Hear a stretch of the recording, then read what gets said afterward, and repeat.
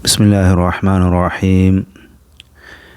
عن عبادة بن الصامت رضي الله عنه أن رسول الله صلى الله عليه وسلم قال يوما وحضرنا رمضان أتاكم رمضان شهر بركة يغشاكم الله فيه فينزل الرحمة ويحط الخطايا ويستجيب فيه الدعاء ينظر الله تعالى إلى تنافسكم فيه ويباهي بكم الملائكة فأروا الله من أنفسكم خيرا فإن الشقي من حرم فيه رحمة الله عز وجل. رواه طبراني.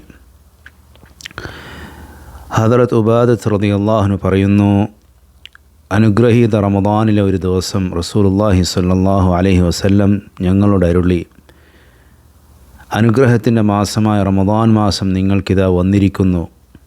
അള്ളാഹു ആ മാസത്തിൽ അവൻ്റെ റഹ്മത്ത് കൊണ്ട് നിങ്ങളെ പൊതിയുകയും അവൻ്റെ പ്രത്യേകമായ അനുഗ്രഹം ഇറക്കുകയും ചെയ്യുന്നു.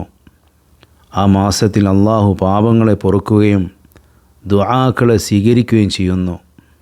അള്ളാഹു തആല ആ മാസത്തിൽ നിങ്ങളുടെ ഇബാദത്തുകളിലുള്ള മത്സരത്തെ നോക്കുകയും നിങ്ങളെപ്പറ്റി മലക്കുകളോട് അഭിമാനമായി പറയുകയും ചെയ്യുന്നു.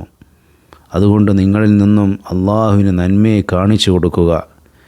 നിശ്ചയമായും ഭാഗ്യം കിട്ടവൻ ആ മാസത്തിൽ അള്ളാഹുവിൻ്റെ അനുഗ്രഹം തടയപ്പെട്ടവനാണ്.